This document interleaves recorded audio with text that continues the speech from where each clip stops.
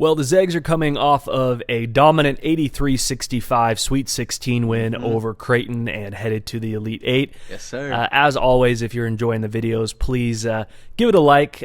Do subscribe to the channel if you haven't. And we do, as we go through this and break down the Zags Elite Eight matchup, do comment, kind of let us know your thoughts on how these two teams match up. Definitely. But we do want to preview this Elite Eight matchup. It's Tuesday evening. The Zags will be taking on USC.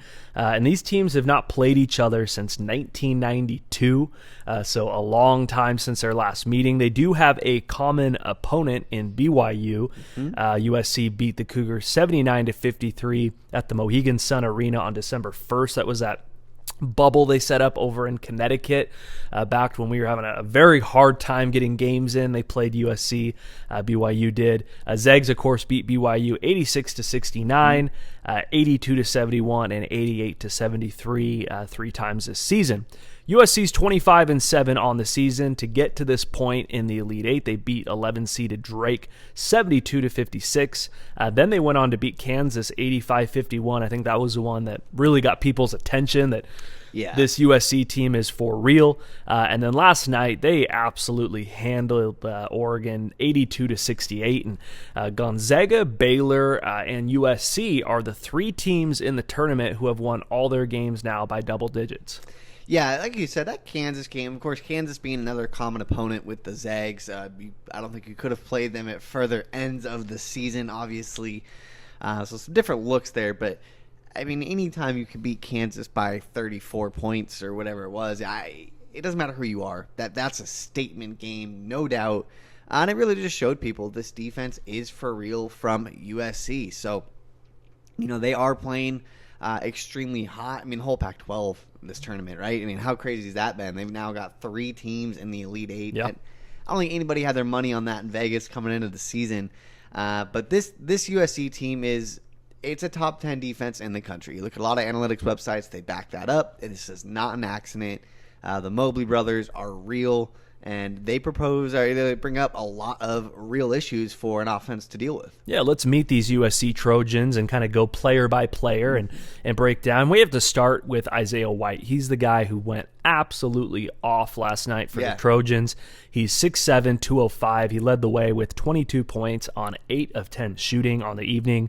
He went 4 of 5 from 3, had 5 rebounds. He was a Utah Valley transfer that came to Los Angeles, but last night, you know, going off from 3 wasn't really what he's been known on the season. He's only taken 66 threes on the year, shooting 36% from 3. And before last night, you know, he's only averaging 7.7 points per game. So definitely a breakout performance for Isaiah White.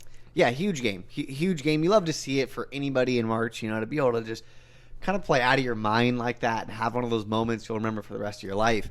But you watch Isaiah White, and last night, I mean, it was a guy you could not leave him open. I mean, I don't think any one of those threes touched the rim even. He was feeling it out there. But as you said, he shot 66 threes on the season. So while he was hot last night, it's not necessarily a guy who's going to look to put up 5 to 7 threes a game. But it just goes to show you, I mean, when you're playing a team like USC, there's always going to be that focus on the Mobley brothers defensively.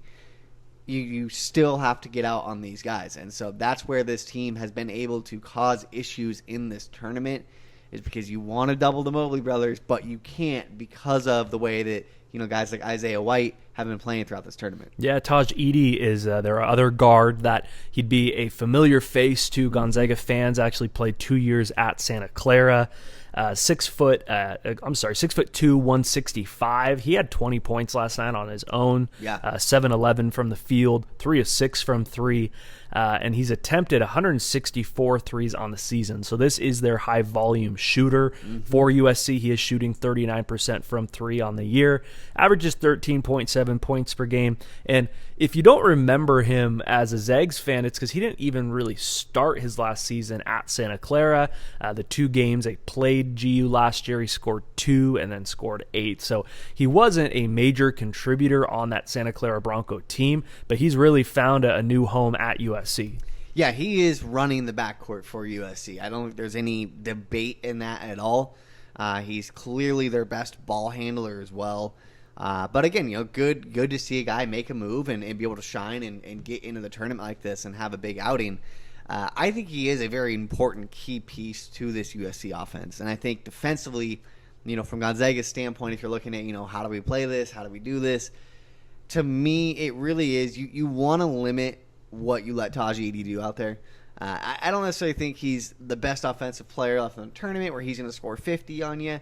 However, I do think if you can make his life tough in terms of handling the ball in the backcourt, this USC team does not have a lot of other ball handlers. They've got a lot of great players around him, guys that can go get theirs and get their buckets, but that they're not necessarily ball handlers. So I do think if you can play good defense on him and kind of take him a little bit out of his comfort zone, you can just make this a little bit harder on the UFC offense, which is any team's goal, because when you're going against a good defense, you're already planning on scoring less points, so you have to control their offense the best way you can, and I think that's a huge starting point. Their other guy on the floor, Drew Peterson, kind of plays that 3 role for USC.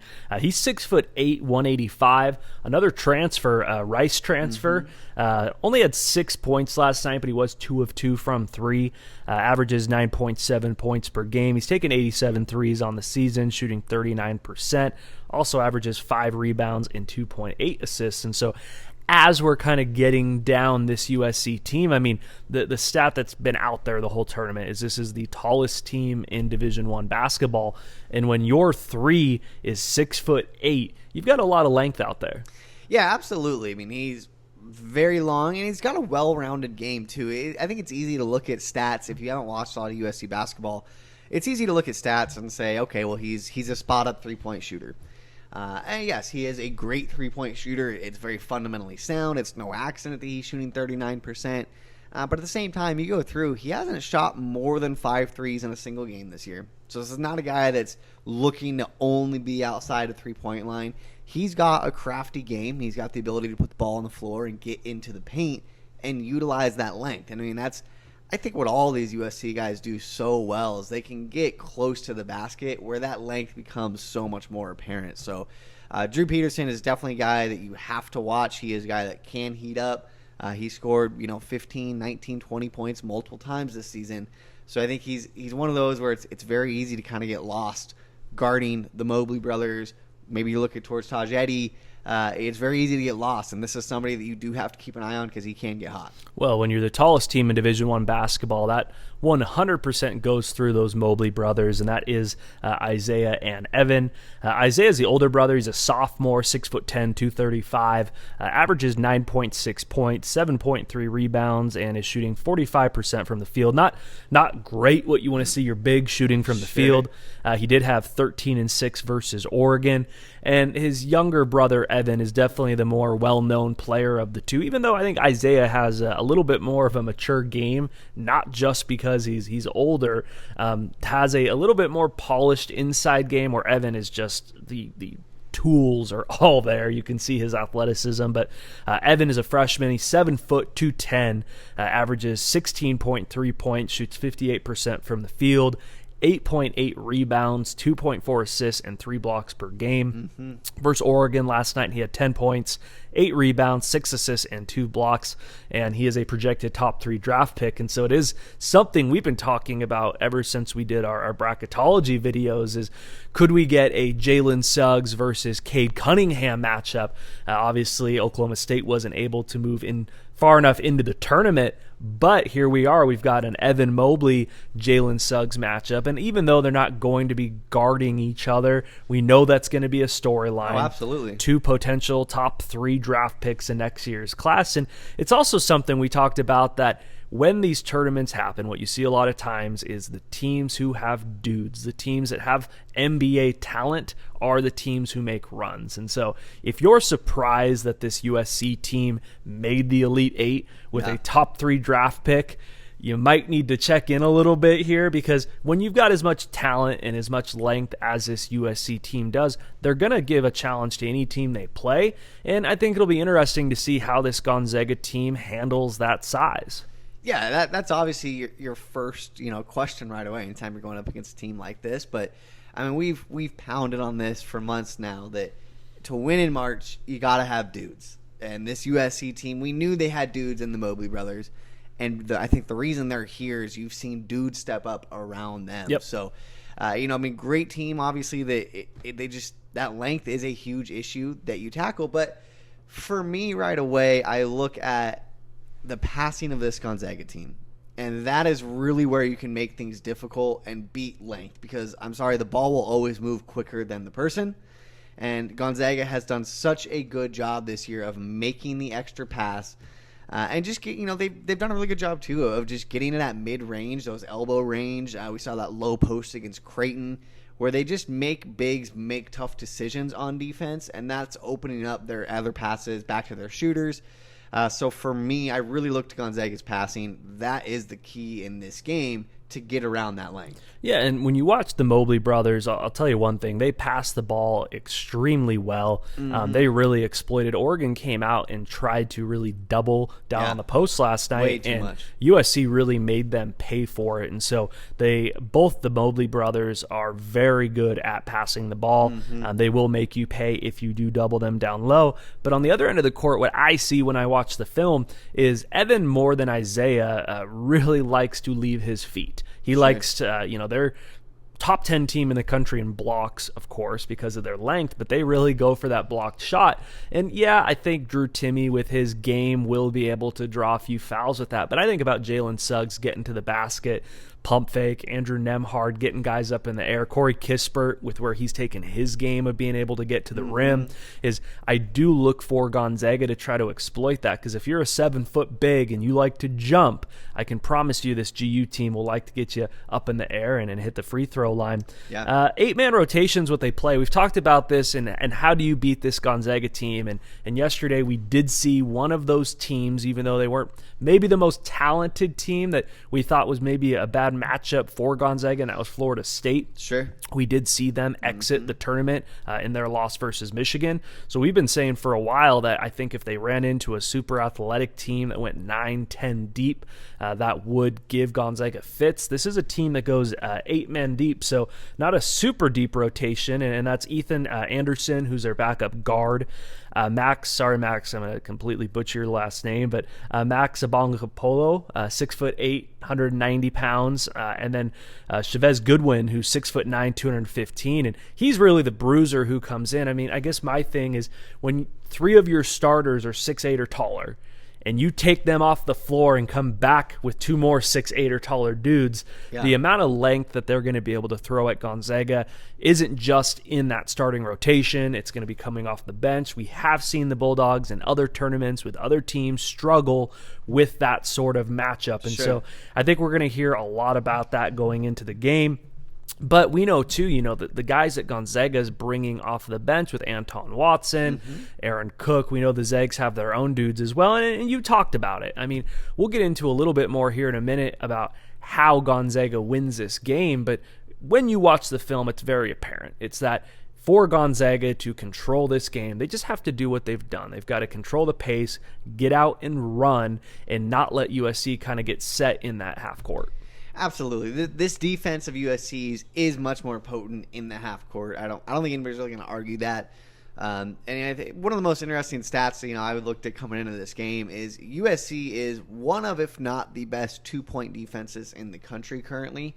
And of course, Gonzaga has been the best 2-point offense in the country. So, it really brings up kind of that clash of the Titans, which one is going to prevail for you.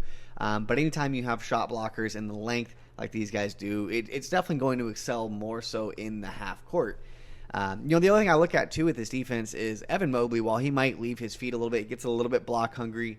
What I love about his defense is his ability to guard the 1 through 5. A lot of bigs in college basketball, when you can force a switch off a pick and roll, you put them in a position that they do not want to be in. And this USC team, they don't really mind if you force a switch off that pick and roll, because great, you've got Evan Mobley on your point guard now, and they're okay with that matchup. Yep. So that's where really, for the Zags, like you said, controlling the pace and getting out and running, it's just this team wants to do that. I think I've said it every game coming into this tournament, but the difference in the shot quality that Gonzaga will get at the pace that they want to run is so much better than the quality any opponent will get. We've seen Creighton and Oklahoma try to run with them, both good offensive teams, both found out pretty quickly that the quality of the shots they were getting were not sustainable, and all of a sudden those games were out of control. So it's going to be really interesting to see who controls this tempo, because that, to me, is a huge deciding factor on the outcome. USC actually gets a very good shot quality on the season, but they play a lot slower pace of play, to your point. Let's get into those team stats a little bit. USC averages 75.2 points per game to Gonzaga's 91.8, so pace of play obviously being a big thing there. What we're hearing a lot on the national level is top offense versus top defense. You've got a USC team that's giving up 64.5 points per game, but let's not call this Gonzaga defense slackers by any means. McDermott, the coach for Creighton, actually after their game made a comment. They're not a one-trick pony. This is a team that can play on both ends of the floor. So you got a Bulldog team that's only giving up 68.6 points per game. And so while, Gonzaga does need to go against USC's defense, USC also has to go against Gonzaga's defense as well. Yeah. They're 325th in the country in free throw percentage. It's something we talked about with Creighton, that it feels like to beat this Gonzaga team, if you beat this Gonzaga team, it's going to be close, and you're going to have to hit free throws down the stretch. And if you're not a top 300 team in free throws, that's going to be a very hard task. They are the tallest team in Division I basketball, but they're 27th in rebounds. And so I think that a lot of that is the length. We did see Oregon chip away last night, getting back into that game through the offensive glass. And so they don't actually do a great job putting a body on someone as much as they rely on length. But, at the same time, Gonzaga actually only averages one less rebound per game than USC. So I don't expect there to be a huge rebounding discrepancy between these two teams. Really, the one thing that, of course, stands out is they are 6th in blocks in the nation. And so we do know they can block the shots. They will do that. When you talk about a team getting theirs, that's kind of with USC. Like, they're going to get their block shots. How do you respond? We do have a new venue as well, Lucas Oil Stadium. All the games are going to be at Lucas Oil. Elite Eight, Final Four. Neither of these teams have played there yet. I think that's a very important thing. There have been some teams who have played at Lucas Oil, and so no advantage there. And we do know, historically, when these basketball teams get into a football stadium, and both these teams are going to get an opportunity to practice there today, you got to get those sight lines down. I will say to get really in depth on it is they're not playing in like the traditional middle of the stadium where it's going to feel huge. Actually have it broken down in half. So I think it's going to be a little bit okay, but we do see, just an Elite Eight matchup or playing in these big football stadiums, what we see a lot of times is early mistakes, early turnovers, maybe some early ugly shooting. I think if that happens, that will really play into USC's hand. But I do think this Gonzaga team will probably be able to figure it out, and they're shooting around today. Yeah, I definitely think they will. They've obviously been shooting the ball well throughout the tournament. And that's exactly what this team doesn't need to make 10 or 15 threes a game. And that's what is so hard for people playing Gonzaga, is that you can't take away one aspect of their game. All they need is to make, in that seven threes in that range, enough to keep your defense extended, and then they go to work inside. And so I think they do figure it out. But like you said, if it is a rough shooting game, that definitely aids, to a better game for USC, because that defense is definitely going to be able to be more effective in that situation. So it's going to be interesting to see how that one shakes out there, man. But it's just really tough to go against Gonzaga with their way they're playing. And I think they're going to come out and shoot the ball well, better than USC is ready for. Yeah, keys to the game, to dive back into those before we give our final score predictions, is Zags really need to get out and run. This is a USC team that does turn the ball over. So I would really look for Jalen Suggs, Andrew Nembhard, Joel Ayayi, even Aaron Cook off the bench. I think that the Zags do have a lot higher quality talent at the guard position. I would look for the Gonzaga guards to really take this game over. Also, expect USC to play a lot of zone. They came out last night versus Oregon, kind of in this 2-3 matchup zone. Not something they've done a ton this season. Threw Oregon off their game. Yeah, and I think that the reason we're really going to see that is because when you've got a 6'8" guy guarding Corey Kispert, that's not going to work in a man defense. And so I do expect USC to come out and play a lot of zone. And for Gonzaga, the way you beat a half-court 2-3 zone is you get out and run and you get shots up before their zone is set. And I think that's really what Gonzaga is going to look to do. You talked about it. The ball really does stick a lot in that USC offense. So it'll be interesting to see how their shot quality is if they do have to push the pace up. And one last thing that I saw on film that I think they're over, but it does need to be mentioned, is that there have been spurts this year where this USC team does not score for 5 minutes straight. Sure. And that is not what it's going to take to knock off the number 1 overall seed in the Gonzaga Bulldogs. Steve, give us your final score prediction for the game. Tell you what, man, I think it's going to be a great game. I really do. I think the Zags defense is just severely underrated. I think the way they fly around on the perimeter is going to make this game tough for USC to keep up shooting the ball. At the end of the day, I think the Zags are going to pull it out here. They're going to keep up their double-digit win streak, and or winning by double digits, that is, and they're going to win 84-74. 84-74. I've got 87-70. I don't think the Zags played their best game last game. I think they played well. I don't think we've seen that game yet. I think this may be that game that surprises a lot of people, even though it shouldn't if you watch this Gonzaga team. I think that they're going to be on their way to scoring 90 points, maybe take their foot off the pedal. I think late in this game we're going to see like an 85-65 sort of score. Sure. I really do think that even though USC will present some problems for Gonzaga, I think that those are easier to overcome than what USC is going to have to overcome in terms of running with the Bulldogs. So 87-70 for my final score. You've got 84-74. Let us know down in the comments what your final score projection is, your prediction. And USC fans, let us know in the comments. We love hearing from other teams' fans. Let us know what might have been the best part of the Creighton video is getting that insight. Yeah, that let us know what we missed. You've been watching your team all season long. Let us know how you think the Trojans will match up against the Gonzaga Bulldogs, and then we will all get to watch it play out on the court, Lucas Oil Stadium, right after 4 p.m. tomorrow night, with a ticket to the Final Four on the line.